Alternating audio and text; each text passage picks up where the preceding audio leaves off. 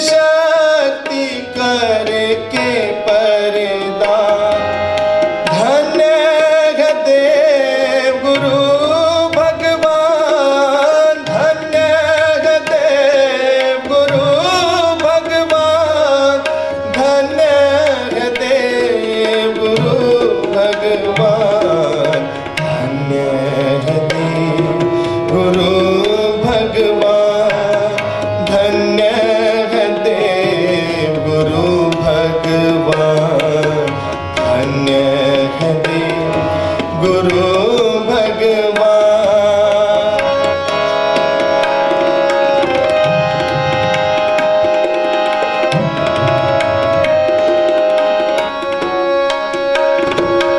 ऐसे देव गुरु की महिमा नगर नगर हम करें महान।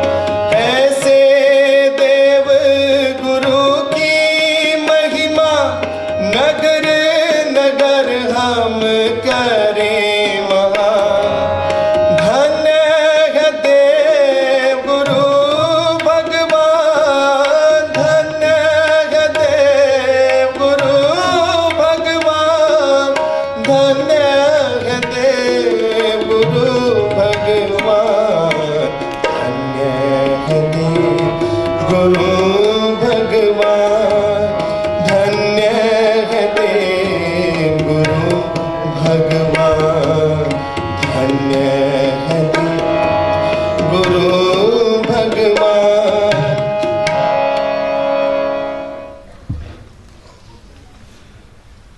धर्म संबंधियों, श्रद्धावानों और प्यारे विद्यार्थियों, आज मेरी सभा का विषय है देव आत्मा के लासानी जीवन में त्यागों की महिमा। देवात्मा के लासानी जीवन में त्यागों की महिमा। सभा शुरू करने से पहले मैं परम पूजनीय भगवान देवात्मा के श्री चरणों में नतमस्तक होकर मंगल कामना अपने लिए करती हूँ। भगवान तुम्हारे चरणों में उच्च धर्म जीने पाने आई हूँ। भगवान तुम्हारे चरणों में उच्च धर्म जीवन पाने आई हूँ। भगवान तुम्हारे चरणों में तुम्हारे त्यागों की गाथा गाने आई हूँ। भगवान तुम्हारे चरणों में आपके त्यागों की गाथा गाने आई हूँ। है ये विनय मेरी आपकी श्री चरणों में कि मेरा जीवन कभी भी ज्योतिहीन न हो। आपकी शरण पा करके कभी भी मेरा जीवन क्षीण न हो। नरक तुल्य प्रतीत हो वो क्षण जब मेरा दिल आपके अधीन ना हो। भगवान तुम्हारे चरणों में आपके त्यागों की गाथा सुनाने आई हूँ। आपके त्यागों की गाथा सुनाए आई हूँ। भगवान तुम्हें छोड़कर भी स्वप्न में ये मेरा जीवन स्वाधीन ना हो। कुछ ऐसा बल तुम्हारे दर से, सतगुरु तुम्हारे दर से मैं पाने आई हूँ, मैं पाने आई हूँ। भगवान तुम्हारे चरणों में उच्च धर्म जीवन पाने आई हूँ।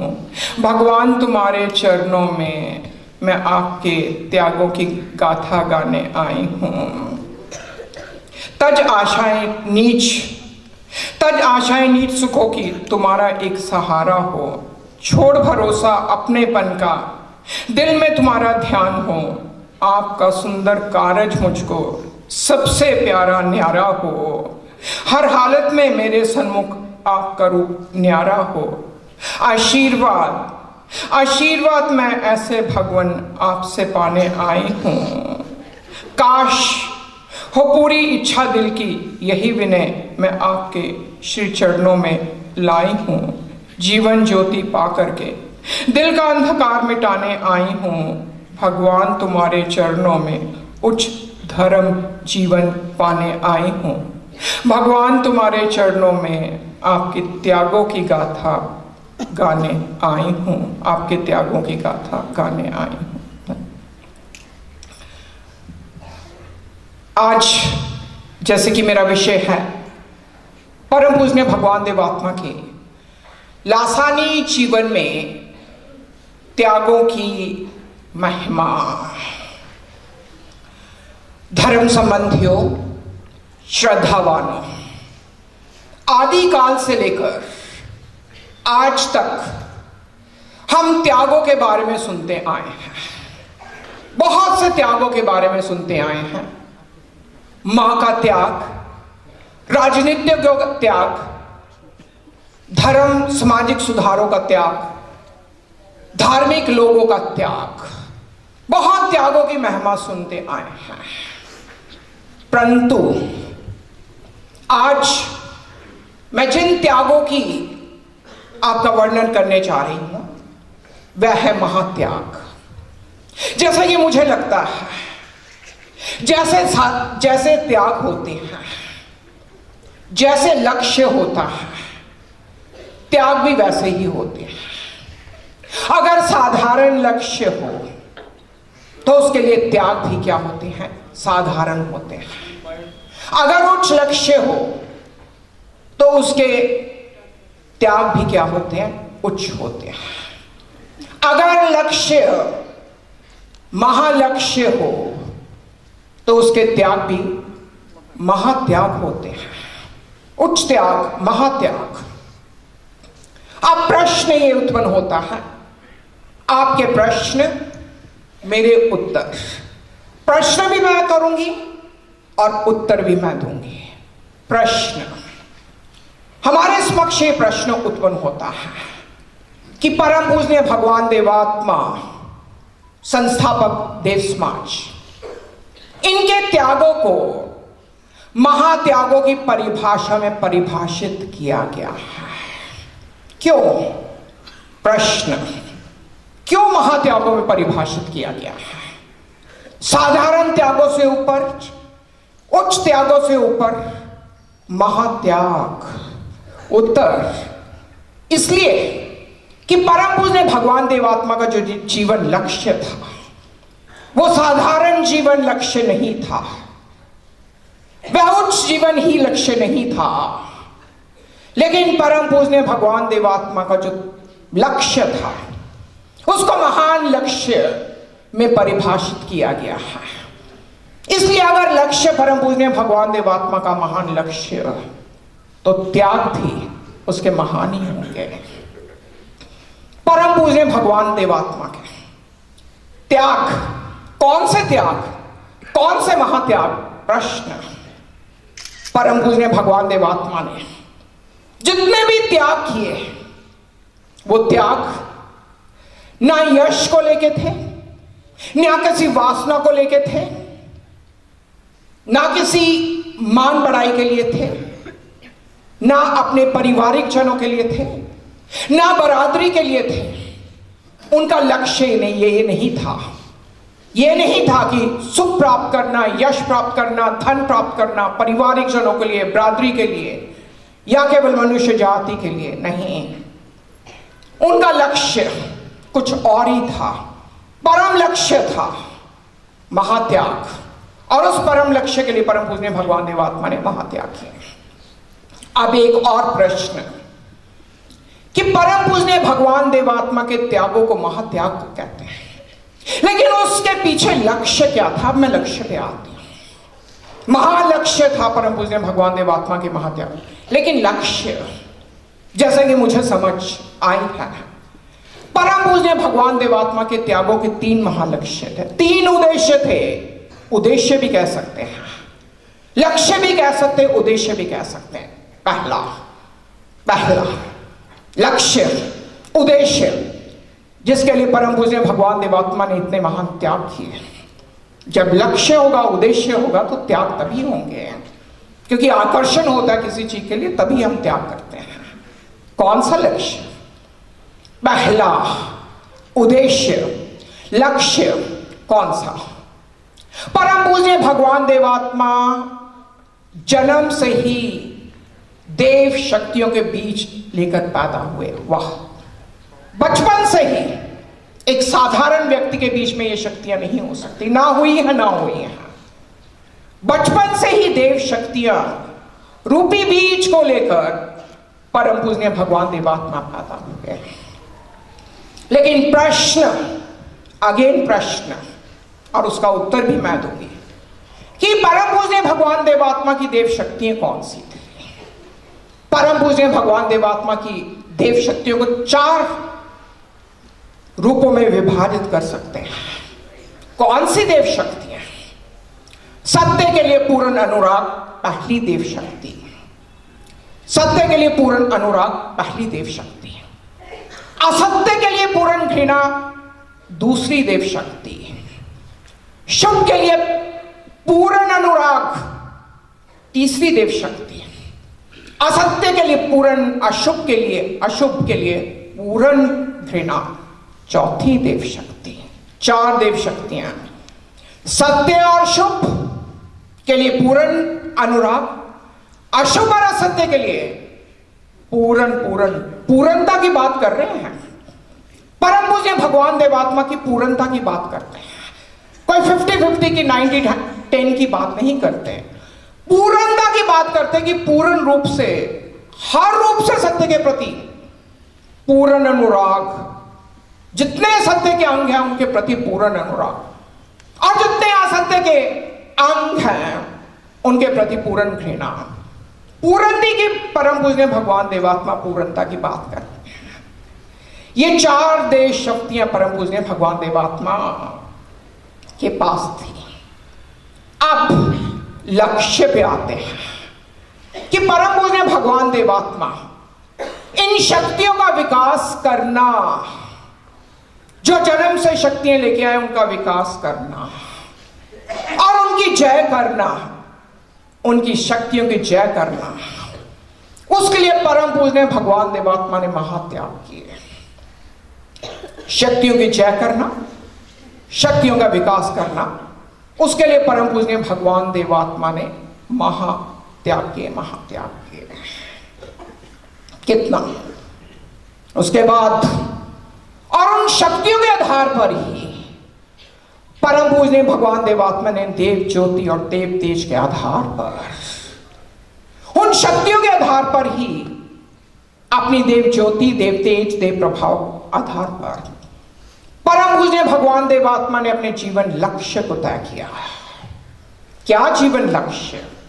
शक्तियों के साथ ही कौन सा जीवन लक्ष्य तय किया? सत्य शिव सुंदर ही मेरे जीवन का लक्ष्य हो, जग के उपकार में ही ये जीवन जाए। सत्य शुभ सुंदर ही मेरे जीवन का लक्ष्य, जग के उपकार में है। इसलिए पहला लक्ष्य अपनी शक्तियों को जय करने के लिए, विकास करने के लिए, और अपने जीवन लक्ष्य को लोगों तक पहुंचाने के लिए, जन जन तक पहुंचाने के लिए परम पूज्य भगवान देवात्मा ने महात्याग किए। लक्ष्य महान और त्याग महान। दूसरा लक्ष्य महात्यागों का क्या था? परम पूज्य भगवान देवात्मा जो पिशाचक मनुष्य आत्माओं की नीच घृणाकारी आत्मिक अवस्था थी, उसको सुधार करना चाहते थे।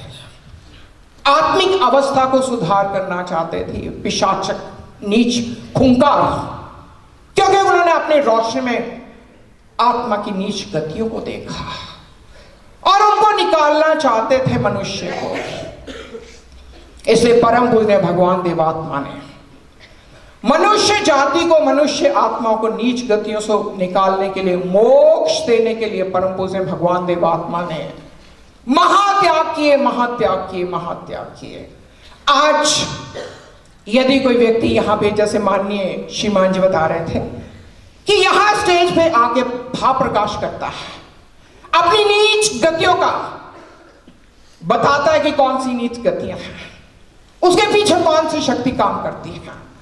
परम पूज्य भगवान देवात्मा की त्यागों की शक्ति, जिसके द्वारा उन्होंने खूंखार मनुष्य आत्मा की उसकी प्रवृत्ति के दर्शन करवाए और उनको उनसे निकालकर मोक्ष प्राप्त किया। कितना बड़ा त्याग, कितना बड़ा परम पूजनीय भगवान देवात्मा का त्याग। और सबसे बड़ी बात है धर्म संबंधियों, श्रद्धावानों, कि परम पूज्य भगवान देवात्मा ने मानव जाति को ही नहीं निकाला, मानव जाति के लिए ही त्याग नहीं किए, मानव जाति के लिए महात्याग नहीं किए। परम पूज्य भगवान देवात्मा ने चारों जगतों के कल्याण के लिए परम पूज्य भगवान देवात्मा ने त्याग किए। चारों जगतों के कल्याण, केवल मनुष्य, लेकिन उद्भिद जगत, पशु जगत, भौतिक जगत, सबके कल्याण के लिए परम पूज्य भगवान देवात्मा ने बहुत, क्योंकि परम पूज्य भगवान देवात्मा कहते थे कि जब चारों जगतों में मैं बहुत शोचनीय अवस्था को देखता हूं, भयंकर अवस्था को देखता हूं, असमंजस्यता को देखता हूं, अशुभ को देखता हूं, अशांति को देखता हूं, असुंदरता को देखता हूं, तो मुझे बहुत दुख होता है। इसलिए मैंने जो त्याग किए हैं वो चारों जगतों के लिए त्याग किए हैं, महात्याग किए हैं। दूसरा त्यागों का लक्ष्य, तीसरा जो त्याग परम पूज्य भगवान देवात्मा ने सच्चे धर्म की स्थापना की। धर्म जो आज तक एक अनुमान का विषय बनकर रह गया था, धर्म जहां पे आप तर्क के आधार पर किंतु परंतु नहीं कर सकते थे, धर्म जिसका आधार वैज्ञानिक नियम नहीं थे, धर्म जो कि एक व्यापार की वस्तु बन चुका था, धर्म जो कि मिथ्या विश्वासों पर आधारित था, धर्म जो कुरीतियों पर आधारित था, परम पूज्य भगवान देवात्मा ने एक चट्टान की भांति सिद्धार्थ बन के विज्ञान के नियमों के आधार पर देव धर्म की स्थापना की। विज्ञान के नियमों के आधार पर देव धर्म की स्थापना की। और जो दार्शनिक विचारक, फिलोसोफर, साइंटिस्ट एक स्वप्न देखते थे, Rabindranath Tagore, Hobbes, Locke, Rousseau, Moore, ये जो स्वप्न देखते थे कि ऐसा धर्म आना चाहिए जो मिथ्या कुरीतियों पर आधारित ना हो, किंतु परंतु ना हो, रौला ना हो, लेकिन ऐसा धर्म, ऐसा देवता का जन्म होना चाहिए जिसमें कि जो कि यूनिवर्सल धर्म को, वैज्ञानिक धर्म को, तो परम पूज्य भगवान देवात्मा ने उनके स्वप्न को भी पूरा किया। एक वैज्ञानिक धर्म की स्थापना की, सिद्धार्थ वैज्ञानिक धर्म की।